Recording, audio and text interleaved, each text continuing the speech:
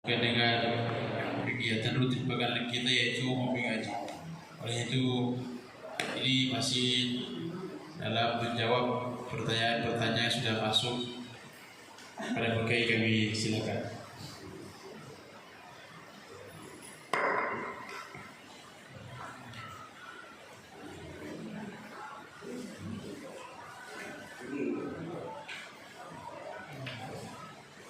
Bismillahirrahmanirrahim. Subhanaka la ilma lana illa ma 'allamtana innaka antal 'alimul hakim. Rabbi shrah li sadri wa yassir li amri wahlul 'uqdatam min lisani yafqahu qawli. Assalamualaikum warahmatullahi wabarakatuh.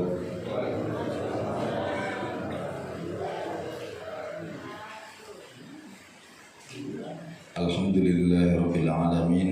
Wabihi nasta'inu ala umuri dunya waddin wala hawla wala quwwata illa billahil aliyyil azim.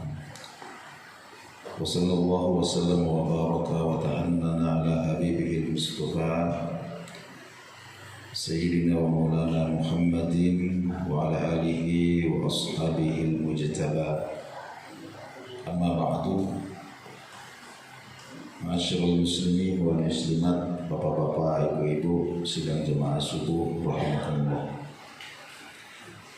Pertama dan tentu yang paling utama pada kesempatan subuh hari ini, saya mengajak kita semua untuk senantiasa membaharukan rasa syukur kita kehadirat Allah Subhanahu wa Ta'ala dengan puji-pujian yang telah Allah Subhanahu wa Ta'ala ajarkan kepada kita.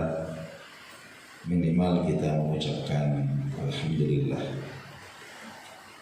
Nikmat Allah Subhanahu wa Ta'ala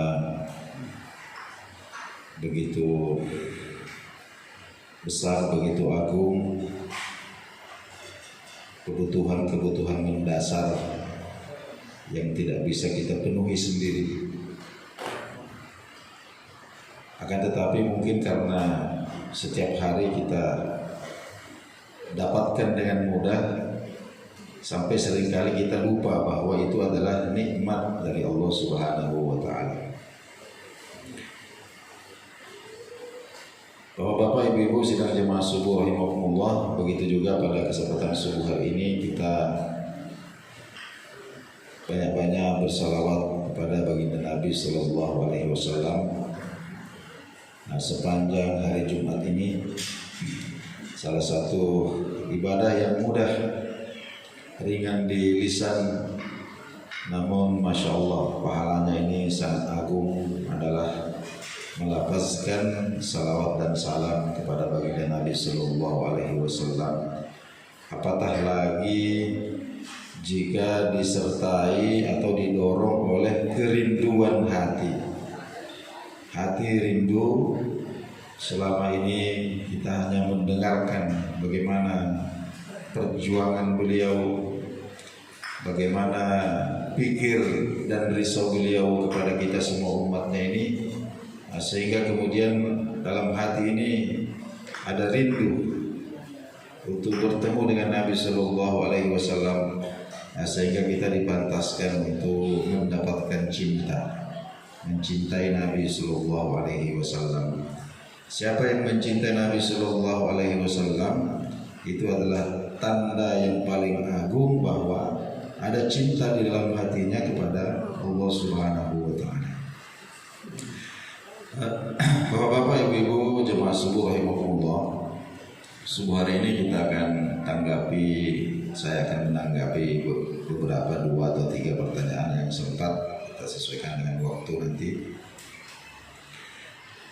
Yang pertama, ada orang yang was-was dengan sumpah yang pernah diucapkan. Sumpahnya itu, jadi ini ada orang yang mau berhenti merokok dan sudah sudah seringkali dia itu melakukan berbagai macam cara tapi tidak berhasil. selalu kambuh. Sampailah dia pada puncaknya, dia mengatakan, saya bersumpah berhenti merokok. Kalau saya merokok maka saya kafir. Kalau saya merokok lagi maka saya kafir. Kemudian namanya janji laki-laki jebol juga. Akhirnya merokok lagi. Ini pertanyaannya, ini merasa dihantui.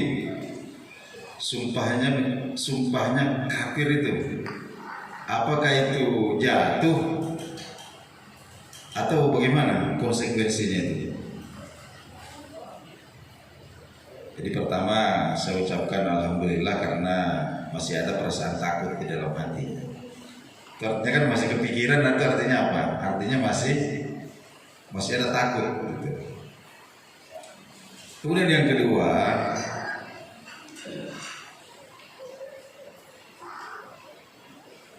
sumpah seperti ini dilarang.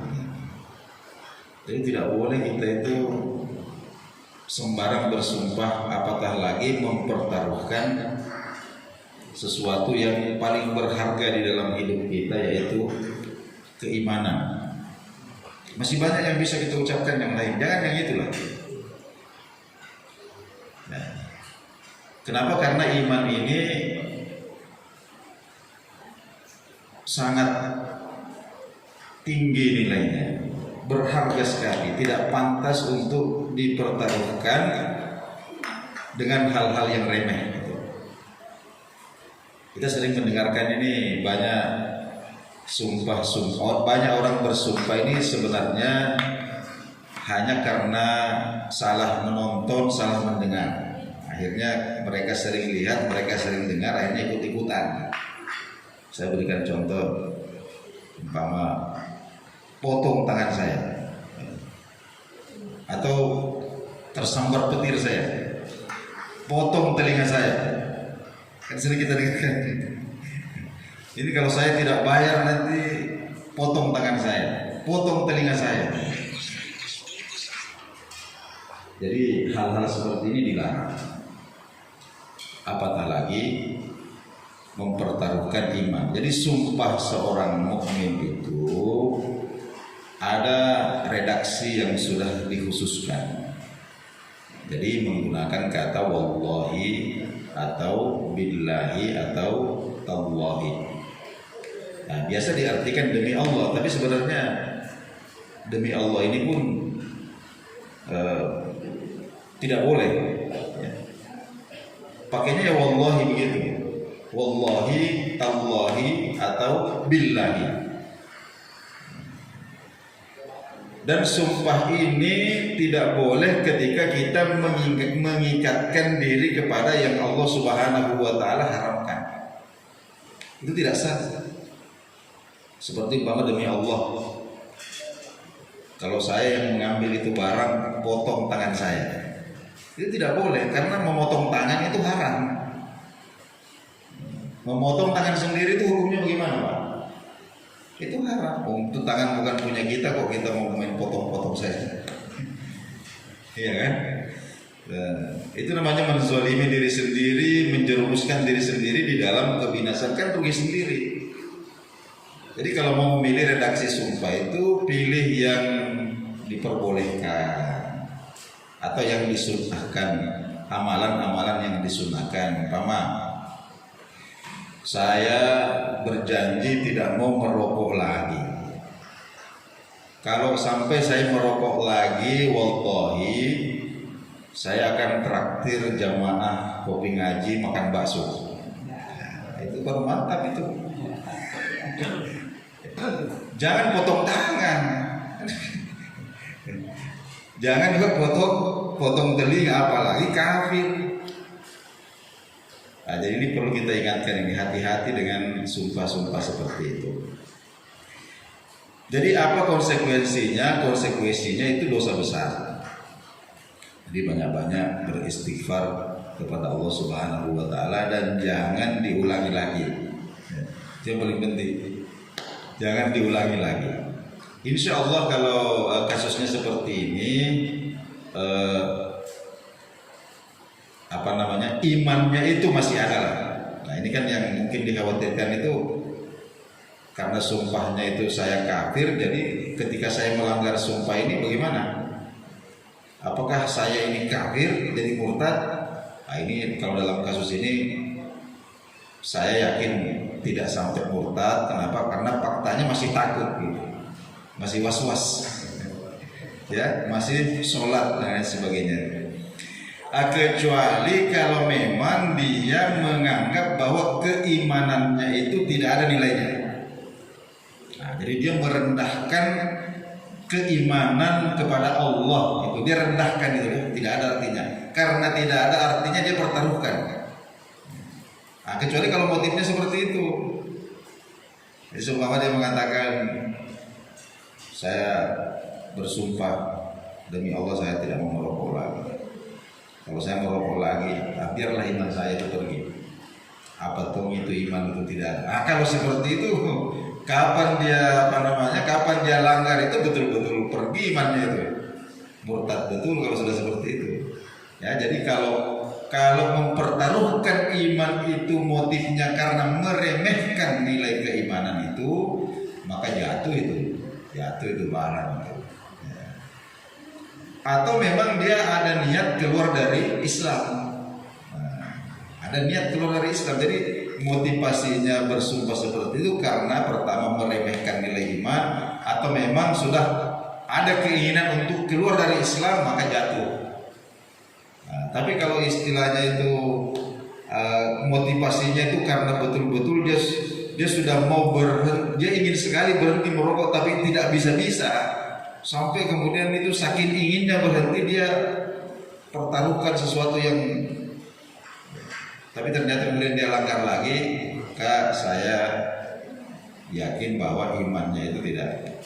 Kenapa? Karena itu tadi para ulama kita sepakat bahwa tidak boleh bersumpah dengan mengikatkan diri kepada hal-hal yang diharamkan.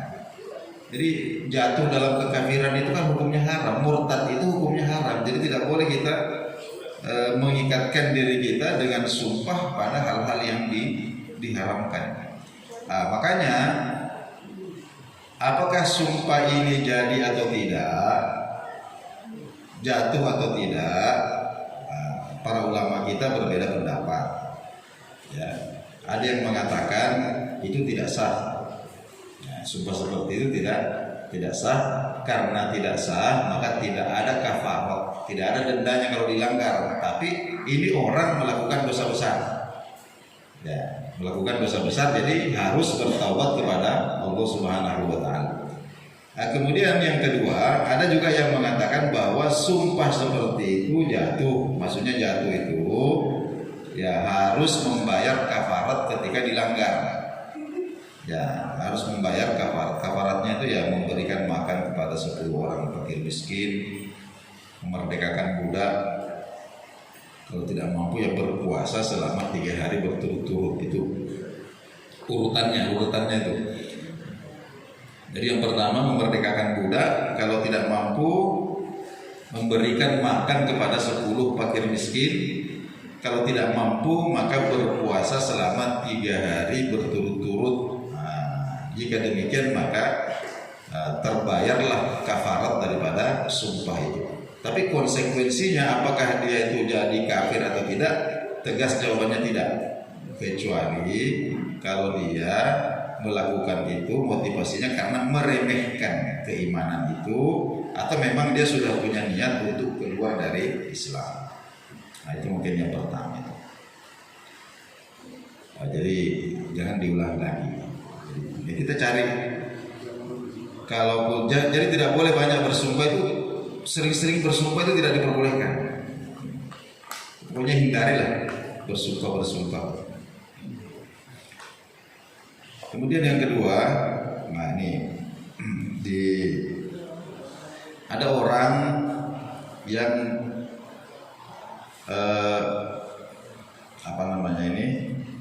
membungakan, jadi memberikan pinjaman kepada orang kemudian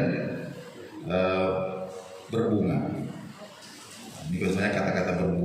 kesannya itu indah sekali berbunga ya. Jadi itulah talbis iblis itu, yang haram-haram ini biasa dihiasi dengan yang di make up, sehingga kelihatannya itu ya bunga itu harum, jadi itu berbunga, mestinya itu beracun. Mestinya beracun. Jadi ada orang yang kemudian mengatakan, karena profesinya ini sebagai rentenir, dia mengatakan, menurut saya, ini penting digarisbawahi, menurut saya ini tidak haram karena saling rela. Jadi saya rela, yang pinjam juga rela. Jadi katanya Pak Ustadz, menurut saya katanya ini tidak haram. Nah itu bagaimana? Jadi yang pertama, syariat ini bukan menurut saya, terserah dia menurut dia, tapi agama ini tidak akan tunduk pada apa kata dia. Bukan kita yang menentukan ini haram atau halal, bukan pendapat pribadi kita. Kalau kita ini mau bikin pendapat pribadi, bikin agama baru saja. Begitu. Sudah bikin agama baru. Kalau tidak mau tunduk kepada syariatnya Allah, sudah diatur seperti ini, kok masih kalau menurut saya, kau sudah bikin agama baru. Begitu saja. Ini orang seperti ini terus terang bikin emosi. Jadi sudah, kalau memang tidak mau diatur, tidak mau tunduk, sudah dibilang haram masih menurut saya, ya sudah, kau bikin agama menurut kamu sendiri sudah. Nah, itu namanya Islam itu, Pak. Kita berislam itu artinya kita punya punya konsekuensi untuk tunduk sepenuhnya. Jadi aslama yuslimu itu artinya apa? Menundukkan diri. Aslama yuslim itu menyerahkan diri total sepenuhnya. Nah, ketika kita sudah seperti itu, maka kita disebut muslim. Kalau kemudian Allah Subhanahu wa Ta'ala sudah atur begini, kemudian kita ini maunya atur sendiri, artinya apa? Kita tidak menyerahkan diri kita kepada aturan-aturan Allah Subhanahu wa Ta'ala. Nah, kemudian yang kedua, ini logikanya fatal sekali, fatal. Nah, kenapa saya mengatakan fatal? Karena kalaulah halal haram itu kemudian berdasarkan saling rela antara dua belah pihak, nanti orang berzina itu juga bisa halal. Kalau ada orang datang ke rumah bordir, kemudian cerita sama bicara melakukan tawar-menawar dengan pelacur di situ. Saya menggunakan bahasa vulgar saja biar kita langsung paham. Nah, jadi ada laki-laki hidung belang, namanya begitu, datang ke rumah bordil, kemudian bicara kepada pelacur. Nah, kemudian dia tawar-menawar harga. Berapa? 1 juta. 1 juta itu berapa lama? Biar jelasin, kita kasih jelas saja supaya jangan setengah-setengah ini.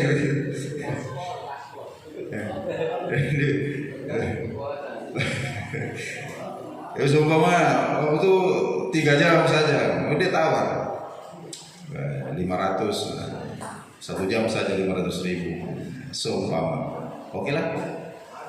Ini rela kan tidak, Pak? Ini mau sama mau atau tidak? Ini mau sama mau. Ini rela sama rela. Dia rela segitu, saya juga rela segitu. Apakah kamu yang jadi halal ini barang? Tidak bisa. Jadi jangan kemudian seenaknya dia kan rela, saya juga rela, jadi tidak apa-apa kok. Kacau begitu. Jadi antara di minkum itu saling rela, kau rela dia juga rela, itu di dalam perkara-perkara yang dihalalkan oleh Allah Subhanahu wa Ta'ala. Jadi kalau perkara halal, saya rela, dia rela, maju. Itu. Nah, tapi kalau perkara haram tidak ada itu rela tidak rela. Pokoknya rela tidak boleh. Ya, nah, seperti itu. Jadi itu dosanya yang pertama karena dia mempraktekkan riba, dan yang lebih besar lagi dosanya itu adalah karena tidak menerima syariat Allah Subhanahu wa taala. Itu bisa murtad itu. Kalau niatnya membangkang, ya, bisa murtad. Ya. Itu mungkin yang kedua. Kemudian yang ketiga, kaitannya dengan tema kita beberapa subuh hari ini, yaitu tentang talak-talak itu. Ya. Ya. Jadi ada yang minta ada minta bagaimana caranya supaya tidak selalu bertengkar. Jadi ini ceritanya ini selalu bertengkar. Jadi dalam dalam pertanyaan itu dikatakan bahwa bicara 5 menit, 10 menit pasti sudah bertengkar. Tidak bicara namanya suami, tapi kok bicara jadi ujung-ujungnya berkelahi begitu, bertengkar. Jadi begini, saya tidak ya ini saran saja ini. Jadi bertengkar itu penting juga. Nah, itu kalau tidak pernah bertengkar sama sekali, itu kita heran juga. Ini orang baku omong ke tidak. Tapi kalau sedikit-sedikit bertengkar ya jangan juga. Ya sekali-kali. Karena faedahnya itu ketika kita kadang itu saling memendam gitu kan. Jadi suami memendam, istri juga memendam, tiba-tiba kemudian ada pemantik sedikit, akhirnya bertengkar, akhirnya keluarlah, oh ternyata suami saya itu maunya begini. Suami juga baru tahu ternyata istri saya itu maunya begini. Itu kadang-kadang itu manfaatnya bertengkar itu di situ. Kita kemudian tahu kalau ternyata istri itu maunya ya minimal kalau mau tidur disayang-sayang lah. Ya. Atau suami itu ternyata maunya begini, dipijit-pijit kalau pulang, oh ternyata begitu. Itu kadang-kadang itu nanti keluar itu kita baru tahu ketika terjadi pertengkaran. Yang terlarang itu, itu dalam Al-Quran Allah Subhanahu wa taala menyebutkan la yuhibbullahul jahra bis-su'i minal qaul. Jadi Allah tidak suka ketika kita bertengkar itu kemudian kita menggunakan kata-kata yang keji. Nah, jadi jangan menggunakan kata-kata yang keji, yang melecehkan, ya, menghina fisik, menghina intelektual. Sebelum mengatakan istri ini goblok, wah goblok sekali istri, apa kamu nih? Atau istri goblok, apalagi dasar jelek, atau mulutmu bau, atau itu tidak boleh. Jadi nanti fokusnya sudah lain. Mungkin bertengkar ini karena sesuatu yang memang perlu untuk dipertengkarkan. Jadi bagus sebenarnya. Umpama contoh ini masalah pendidikan anak, itu penting untuk kita pertengkarkan. Tapi ketika bertengkar itu yang kita kedepankan itu adalah argumen, jangan kemudian larinya ke sentimen, akhirnya keluarlah caci maki, kata-kata ini yang kemudian bikin orang marah. Itu karena dia dikata-katai dengan kata-kata yang kasar, yang keji, diejek dan lain sebagainya. Jadi itu yang Allah tidak ingatkan. Kalau kalian bertengkar, ya Allah tidak suka kalau kalian menggunakan kata-kata yang kotor, yang mencaci maki. Jangan seperti itu. Ya, apalagi kalau sudah keluar tuh binatang-binatang itu. Ya. Jadi ada seorang saya pernah dengar di salah satu channel YouTube, ada seorang psikolog ya. Beliau punya terutama kepada suami. Jadi beliau mengatakan begini, kalau istrimu marah, katakan kepadanya 3 kali. Catat Pak ya, katakan, bukan talak 3 kali. Bukan dia 3 kali, bukan, tapi katakan kepadanya 3 kali. Kemudian antara satu kata dengan kata berikutnya itu ada jeda waktu. Apa katanya? Mak, kamu marah sama saya. Itu pasti katanya itu mengatakan, ah tidak. Tapi perempuan itu tidak. Pasti perempuan itu ah tidak. Nah, setelah itu kemudian diamkan dulu. Barang 10 menit ke 20 menit. Setelah itu maju lagi, tanya lagi. Mama, marah sama saya? Pasti jawabannya itu adalah, ah ngapain juga marah, rugi. Ya, hasilnya gitu. Setelah itu kemudian berikan jeda lagi 10 menit sampai 20 menit, tanya lagi. Begitu kita tanya untuk yang ketiga kalinya itu, Mama marah sama saya? Oh pasti. Oh Bapak sih begini. Ya, ya. Itu baru kita, itu ada triknya itu. Jadi kalau kenapa orang bertengkar? Karena ada satu masalah, kemudian ada 2 pandangan yang berbeda. Yang satu ingin ke kanan, yang satu ingin ke kiri. Akhirnya kemudian terjadilah. Jadi kalau tidak ingin sering-sering bertengkar, pertama itu belajar mengalah. Ya toh? Belajar mengalah. Nah ini kemarin saya yang mengalah, gantian mengalah toh. Gantian mengalah. Jadi jangan ini egonya ini mau menangan terus. Ini kadang-kadang laki-laki ini mau menangan terus, atau perempuan ini mau menangan terus, akhirnya bertengkar terus. Coba gantian mengalah. Jadi catat, pertengkaran hari ini Jumat tanggal 15 November saya suami yang mengalah. Jadi besok-besok ini mama lagi punya giliran mengalah ya. Gitu. Ini tidak jadi bertengkar begitu kan? Jadi banyak trik-trik ini sebenarnya kalau kita mau supaya tidak terlalu sering bertengkar. Yang penting jangan sampai fatal lah. Jadi berbeda pendapat itu tidak apa-apa. Kemudian kalau sampai bertengkar pun silahkan, tapi jangan mengucapkan kata-kata yang kasar menyakiti hati. Kemudian yang terakhir, ya jangan mengucapkan kata cerai. Itu yang paling penting. Jadi jangan kalau sedikit-sedikit bertengkar marah langsung cerai. Ini ya, padahal tidak pernah mempelajari fikih cerai, tidak pernah. Akhirnya kemudian sebenarnya boleh jadi cerainya itu jatuh, dia tidak sadar. Malam dia pecahkan lagi celengan itu. Tidak, jangan begitu. Jadi jangan bertengkar seperti anak-anak, yang begitu.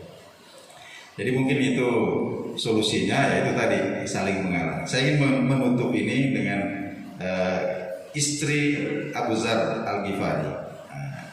Beliau mengatakan begini kepada suaminya, Pak, kalau saya marah, bikinlah saya senang. Ya toh? Kalau saya marah, maka bikinlah saya senang. Begitu juga kalau kamu marah, saya akan bikin kamu senang. Sebab kalau tidak, maka kita tidak akan bisa hidup bersama. Itu kuncinya itu. Jadi kalau istri marah, tugas suami bikin istri senang. Ya. Perempuan itu kalau marah itu seperti anak kecil.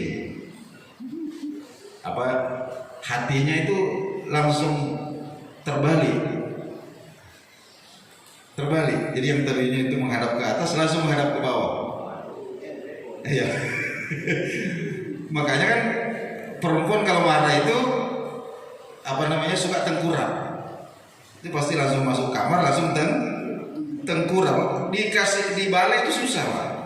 Disuruh balai itu susah, diuti-uti apa itu dikasih geli-geli itu dia tidak mau.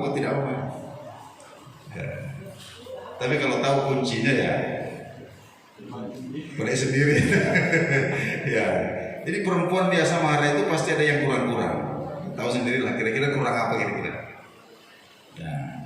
Kalau tiba-tiba dapat suami yang pintar itu ya kasih jatuhlah uang 100, barang-barang 15 lembar di bawah ranjang. Mak, ini ada uang 100 banyak sekali di bawah ranjang ini. Siapa punya, Pak?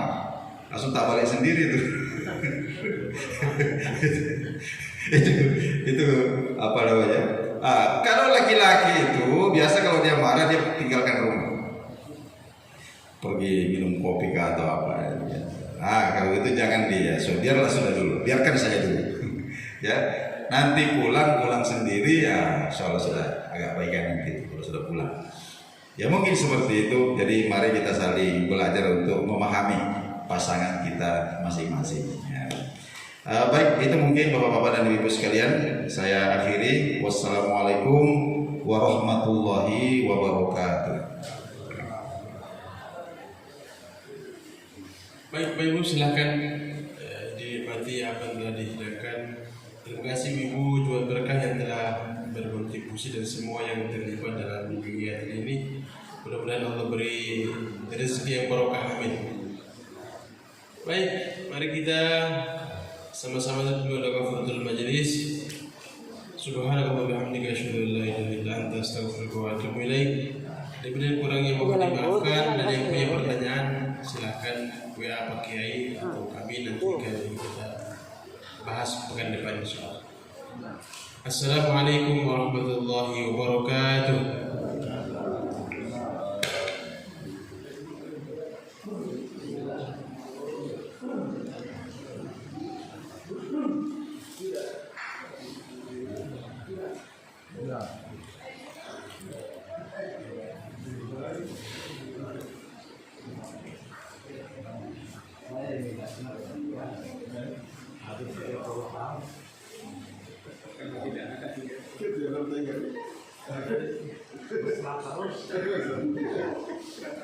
Bukan